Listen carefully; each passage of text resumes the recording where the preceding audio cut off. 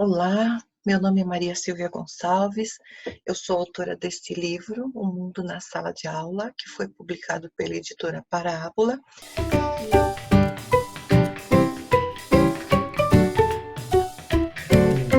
E eu vou falar um pouquinho deste livro para vocês, em alguns encontros que nós teremos.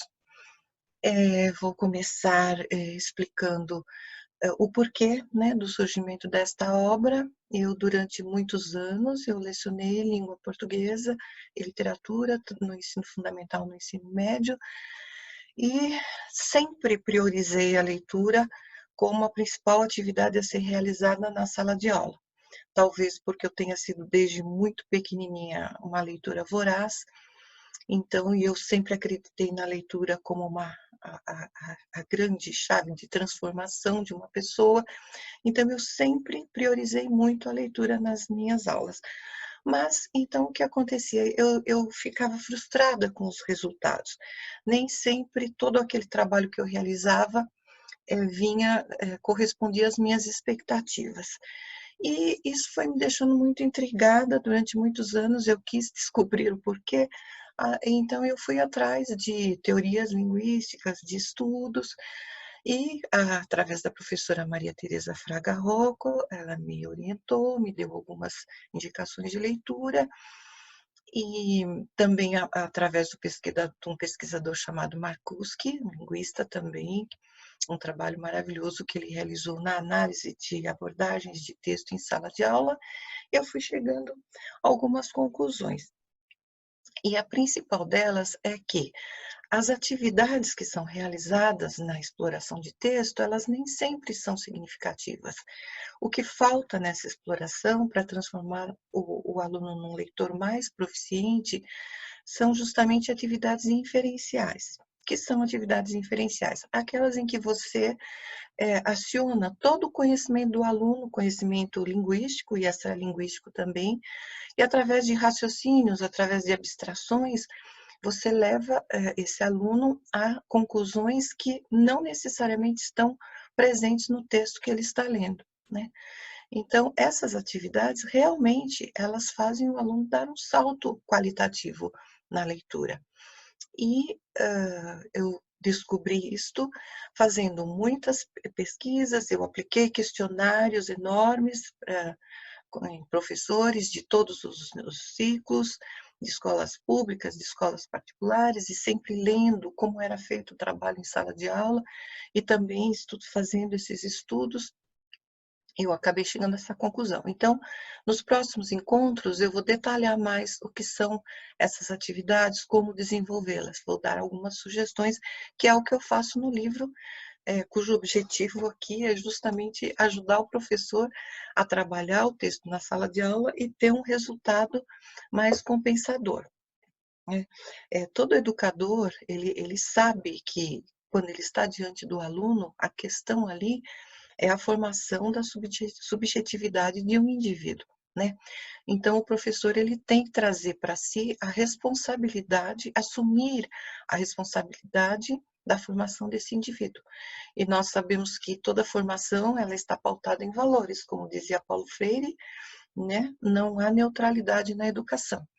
Então, nesse aspecto, o mediador de leitura, que no caso é o professor, é muito importante para desenvolver essas atividades, porque vai caber a ele não somente oferecer para esse aluno algumas estratégias de ensino, nós vamos falar também das estratégias, mas não é só isso, não é só oferecer, né, não é só do ponto de vista técnico que ele vai oferecer as estratégias e vai conseguir um bom resultado. Ele tem que estar presente de corpo e alma, ele tem que ser um modelo de leitor, ele tem que ter um grande entusiasmo pela leitura, ele tem que fazer boas escolhas, selecionar os textos, né, da maneira que ele achar mais adequada para aquela faixa etária, para aquele aluno, daquela clientela, né. E com isso, então, ele vai conseguir um trabalho com resultados mais positivos. Eu fiz um apanhado de razões da importância da leitura. Eu já tinha essa noção desde o início quando eu comecei a lecionar, eu sabia dessa importância, mas conversando com outros professores, então eu fui fazendo um apanhado de leituras, né, de razões, que eu vou mostrar para vocês agora num slide.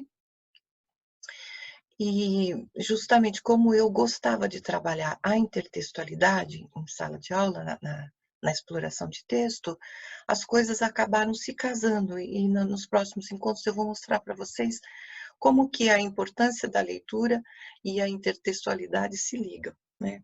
Então, como vocês podem ver, nem preciso falar, mas a leitura é uma aquisição imprescindível para agir com autonomia nas sociedades letradas.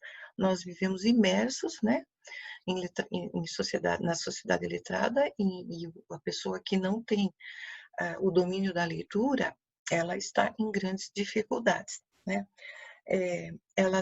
A leitura também propicia um domínio do código linguístico, né, em todas as suas variáveis. Então, é aquela expressão que a gente diz, ser poliglota na própria língua. À medida em que ele lê textos de gêneros variados, de temas variados, de assuntos variados, então, ele vai se tornando poliglota na própria língua, né? A leitura forma cidadãos conscientes de seus direitos, então, nesse sentido, ela não é só formadora, mas ela é libertadora, porque ela propicia essa conscientização, né, da cidadania.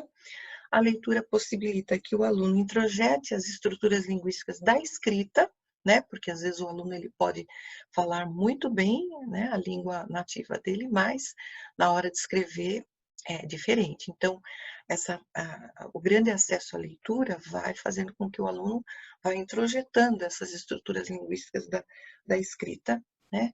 Ele vai se apropriando de conhecimentos variados de todas as áreas, né? Ele vai se inserindo dentro de um processo social através da leitura. Nesse novo slide, nós temos um outro slide. O que a leitura exige? A leitura exige um conhecimento de mundo, né? Do código que ele está utilizando, e aí ele vai reconhecer as pistas, e da estrutura. Nós já falamos do gênero e vamos falar bastante ainda do gênero. A leitura também exige a contextualização, você não pode oferecer um texto para o aluno sem contextualizar, sem que ele saiba que esse texto está atrelado num determinado contexto sócio-histórico ideológico, né? Isso tem que ser fornecido ao seu leitor. A leitura é uma prática social, então a leitura ela tem que ser significativa, né? Ela é essencial no meio eletrônico, porque hoje o leitor ele tem que ser mais competente para selecionar numa infinidade de textos aquilo que realmente importa, para saber distinguir o que é verdadeiro e o que é falso, né?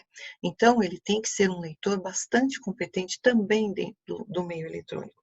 Não custa a gente relembrar que uma grande quantidade de informação não é sabedoria e que quantidade também não é qualidade, né? A leitura é um processo de desvendamento, ou seja, o aluno é um mundo que vai se desvendando para o aluno quando ele vai adquirindo o controle, né, da leitura, e nesse desvendamento aí está o papel fundamental do mediador, que no caso é o professor. Então, a leitura é uma troca, ela não é tarefa, né? A gente deve evitar de fazer isso como se fosse uma tarefa, né? É uma troca. Ela é ampliadora do pensamento. Então, às vezes ela é um embate, porque às vezes o aluno se depara com textos mais complexos, né? E ela é um embate, mas também ela é um prazer. E aí o professor, como eu falei da seleção, quando ele faz essa seleção, ele tem que ser cuidadoso o suficiente para não oferecer alguma coisa que esteja num nível muito elevado, e aí ele vai desmotivar o aluno, né? Ao mesmo tempo também ele não pode subestimar a inteligência do aluno, né? Então, quando ele vai fazer essa escolha, ele tem que pensar bem, né? Eu andei vendo muitos institutos, muitas entidades que pesquisam, né?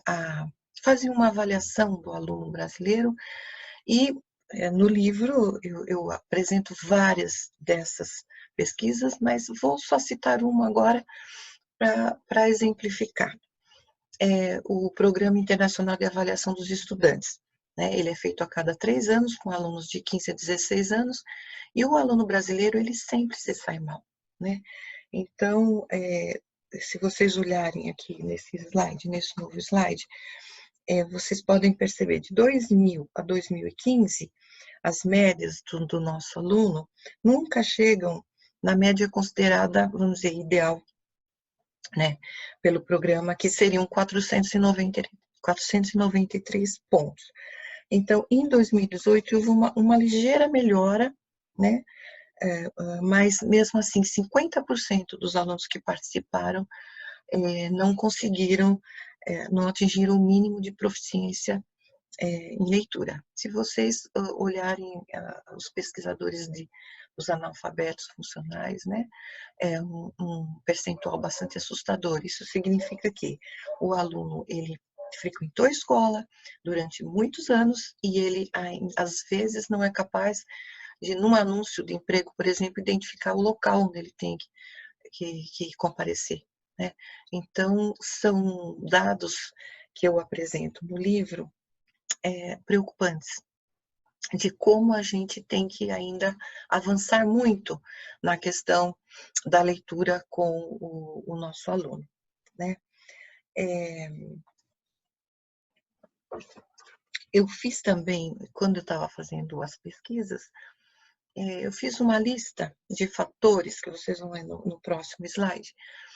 São fatores externos, vamos dizer assim, eles não estão diretamente relacionados com esse movimento da leitura do aluno e do encaminhamento que o professor dá da leitura, mas eles acabam influenciando muito o baixo resultado que o professor obtém. Então, entre esses elementos, a gente tem poucas bibliotecas, poucas livrarias. O país tem pouquíssimas livrarias, pouquíssimas bibliotecas. Quando há bibliotecas nos municípios, às vezes não há bibliotecário. Quando há bibliotecário, o bibliotecário ele está preocupado com atividades assim mais administrativas, né? Ele não realiza experiências de leitura com as crianças, com alunos, né, com as pessoas. Então, isso fica uma coisa bastante distante do aluno, né? Normalmente, as pessoas, elas se informam via rádio ou via televisão, significa que as notícias, as informações, elas não vêm com um aprofundamento, elas são apenas ouvidas, né? Então, isso também vamos supor, o aluno que ele se formou e depois ele não voltou a estudar e realiza atividades que não necessariamente estão ligadas à leitura, então ele mais ouve do que ele lê, né? Isso também dificulta. Os brasileiros têm baixo poder aquisitivo, então 30% dos brasileiros nunca adquiriram um livro na vida, né? Os estudantes que trabalham têm pouco tempo para a leitura. Os estudantes que estão fora da sua faixa etária, eles ficam desestimulados, porque às vezes os temas que são, os livros que são indicados já são desmotivadores para essa faixa deles, né? Não existe uma herança cultural forte no Brasil, né? Muitas vezes os alunos, os pais dos alunos não dão importância para a leitura, não tem livros em casa, não tem o hábito de ler, né? Falta investimento público, ainda há muita exclusão digital, né? O que afasta também as pessoas de uma leitura. Falta uma política de leiturização, como nos propõe Fauconbert, quando ele diz que a escola, que todo o entorno escolar deveria ser, por exemplo, quando você está alfabetizando, né? Todo o entorno escolar deveria participar de uma democratização de leitura, o que isso não acontece aqui. Existe uma concorrência muito forte das tecnologias digitais, né, de comunicação, há uma ausência de projetos interdisciplinares nas escolas, porque talvez se houvesse mais, né, projetos interdisciplinares, o aluno às vezes ele não gosta de determinada área do conhecimento, mas gosta de outras, então ele passa a ler assuntos ou textos de outras áreas, mas isto é pouco realizado, né, nas escolas. E os professores desestimulados, bom, isso eu não preciso nem falar, porque todo mundo, né, sabe do que se trata. Mas, apesar de todos esses fatores que afastam as pessoas da leitura e todos esses fatores que podem dificultar o trabalho do professor na sala de aula, quando você está diante do seu aluno, né?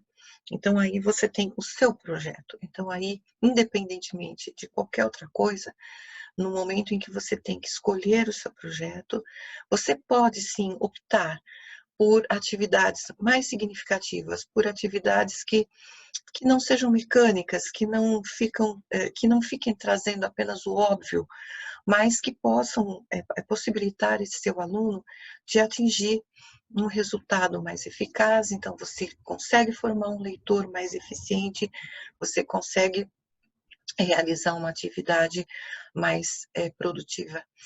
E é isso, nesse primeiro momento ficamos por aqui. No nosso próximo encontro, então, eu vou falar um pouco sobre essas atividades que são realizadas dentro da sala de aula, como elas andam, e o que pode ser feito para melhorar isso. Tá? Obrigada pela atenção.